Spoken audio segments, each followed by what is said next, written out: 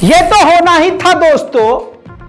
पाकिस्तान में जिस तरह से अमेरिका ने अपनी इन्वॉल्वमेंट डाली है और जिस तरह से पाकिस्तान में शहबाज शरीफ की सरकार को बनाया है अमेरिका ने, इसके बाद इजराइल के साथ तो करीबी बढ़नी ही थी।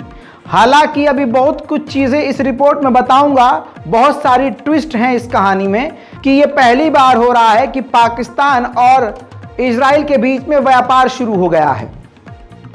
पाकिस्तान की तरफ से ये मुसलमानों के लिए सबसे बड़ा झटका हो सकता है और हो सकता है कि पाकिस्तान ये कर भी रहा हो, क्योंकि पाकिस्तान इस वक्त पैसों की तंगी से बहुत बुरी तरह से जूझ रहा है। ऐसे में ये देखिए, पाकिस्तानी यहूदी ने एक वीडियो जारी किया है।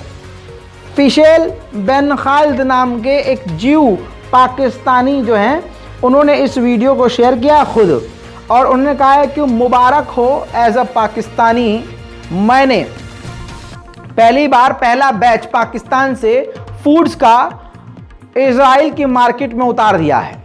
ड्राई फ्रूट्स, मसाले और उसके अलावा कई तरह की चीज़ें आप खुद तस्वीरों में देख रहे हैं, जो कि उसने खुद ट्वीट करके जानकारी दी है।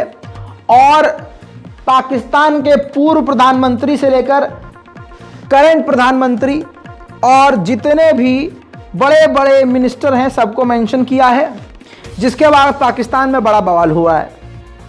भाई साहब भूचाल आ गया, क्योंकि पाकिस्तान अपनी जो इमेज है वो मुसलमानों की बना के चलता है, अल्लाह वाला देश बताता है। ऐसे में वो ये काम तो कम से कम नहीं कर सकता खुलकर कि इजराइल के साथ इस तरह से नॉर्मलाइजेशन कर ले।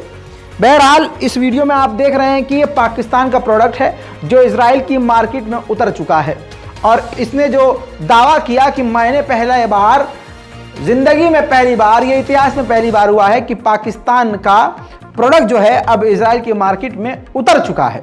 जब ये बवाल बना तो सरकार को, ये देखिए, पाकिस्तान की सरकार को बयान जारी करना पड़ा। पाकिस्तान के मिनिस्टर ने खुद कहा है कि हमने इजराइल के साथ कोई भी व्यापार शुरू नहीं किया है। देख लीजिए दोस्तों। इसके बाद दोस्तों उधर कहानी दूसरी है।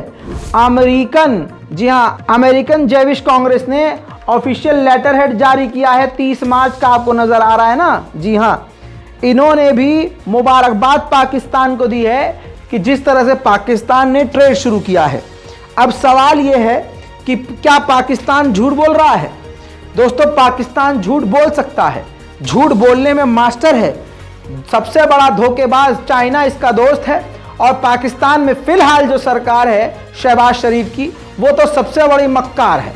अमेरिका की वो जनखा है, अमेरिका जैसे कहेगा यह वैसे ताता थैया करेंगे। उधर नेतन्याहू के खिलाफ इजराइल में अभी भी प्रदर्शन जारी हैं, वो भी हिंसक प्रदर्शन।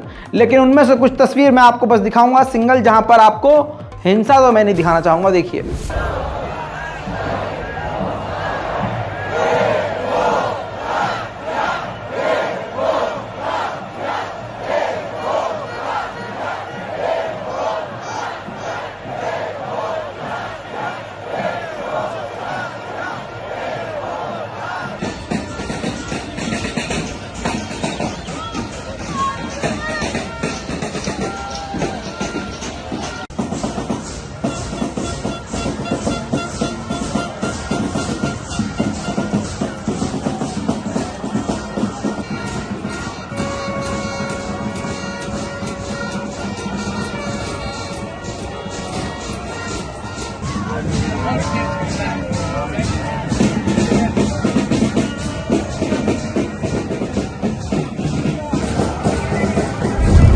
कल देर रात मैंने लगभग 1 बजे ये वीडियो पोस्ट किया।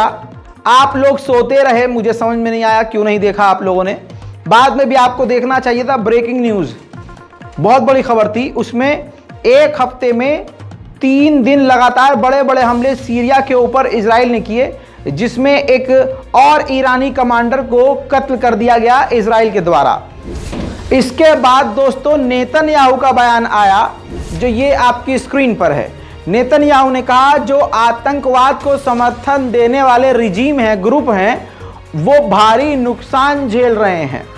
बहुत ज़्यादा उनको नुकसान हो रहा है और आगे इसी तरह से उनको नुकसान झेलने पड़ेंगे। उधर इजराइल के पूर्व रक्षा मंत्री जिनको नेतन्याहू ने निकाल दिया, वो भी सामने आए और उन्होंने कहा हम हिजबुल्लाह और ईरान को अलाउ नहीं कर सकते, इतनी छूट नहीं दे सकते कि वो हम पर हमला करें। इसके बाद दोस्तों सीरिया पर लगातार हमला हो रहा है और सीरिया जब देखने लगा कि भाई ये तो रोज का काम है इनका, तो सीरिया ने अपना एक ड्रोन इजराइल के अंदर भेज दिया। जी हां, जब इजराइल के अंदर सीरिया का ड्रोन गया तो कुछ ही मिनट के अंदर इजराइल ने अपने फाइटर जेट और लड़ाकू हेलीकॉप्टर को उड़ाया और उस सीरिया के ड्रोन को मार गिराया।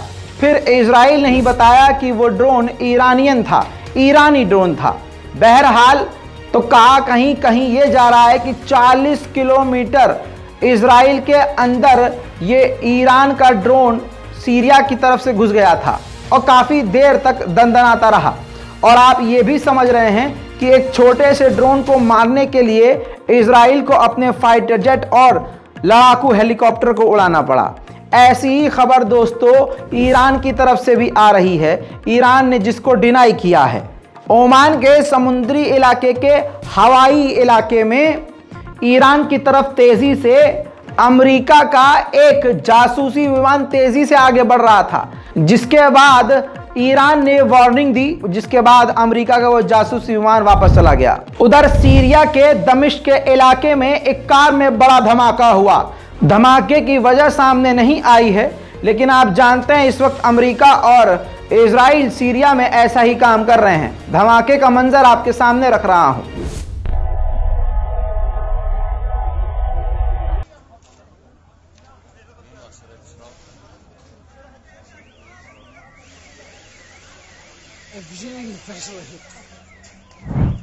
दोस्तों इस धमाके में जो तस्वीर आपने देखी, घायल कई लोग हैं लेकिन मारे जाने वालों की संख्या और कितने मरे हैं ऐसी खबर अभी तक फिलहाल नहीं आई है।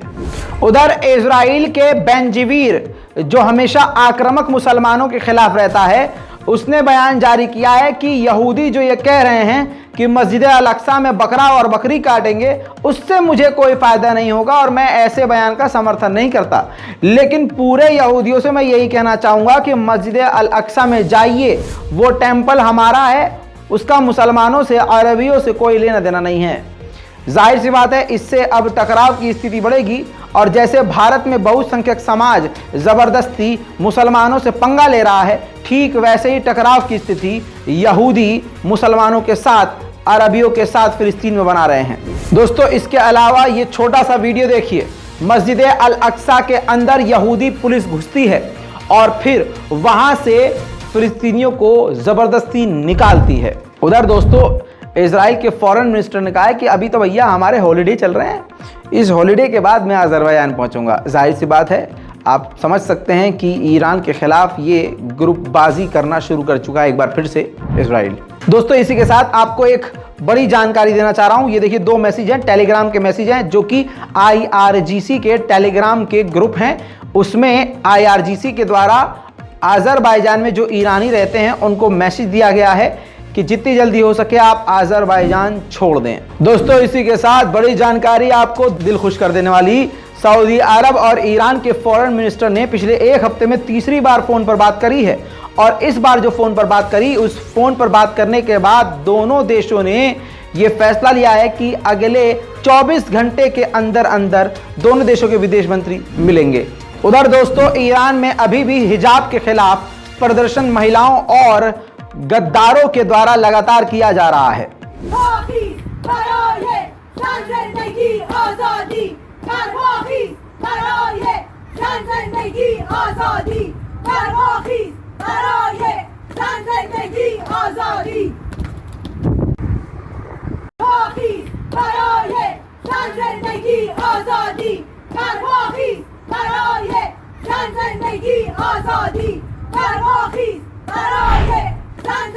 उधर दोस्तों इजिप्ट के प्रेसिडेंट इस वक्त सऊदी अरब पहुंच चुके हैं और सऊदी अरब के साथ अपने रिश्ते ठीक कर रहे हैं।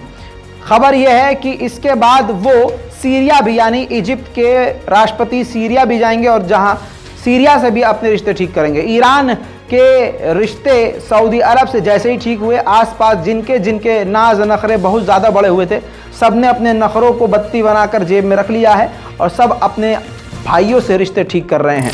हाल ये है माशाअल्लाह, और ये हाल बरकरार रहे कि अरब समिट होने वाला है और सऊदी अरब ने सीरिया को अलग थलग आइसोलेट किया हुआ था, लेकिन इस बार अरब समिट में बशर अल असद को, सीरिया के राष्ट्रपति को, सऊदी अरब इनवाइट करने वाला है।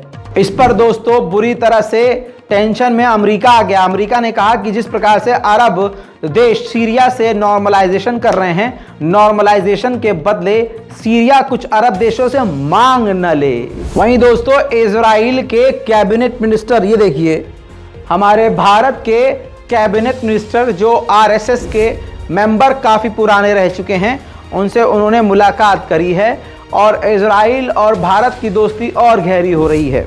दोस्तों इसमें कोई दो राय नहीं है कि भारत की आरएसएस और इजराइल की जो चालबाजियां हैं वो लगभग एक जैसी हैं।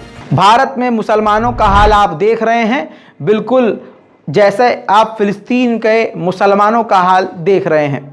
दुआ कीजिए, दोनों हाथ उठाकर नमाजों में, इबादतों में दुआ कीजिए, दुश्मन पर अजाब नाजिल हो इसके लिए भी अल्लाह से फरियाद कीजिए। इस रिपोर्ट को शेयर कीजिए, दुआओं में याद रखिए। जय हिंद।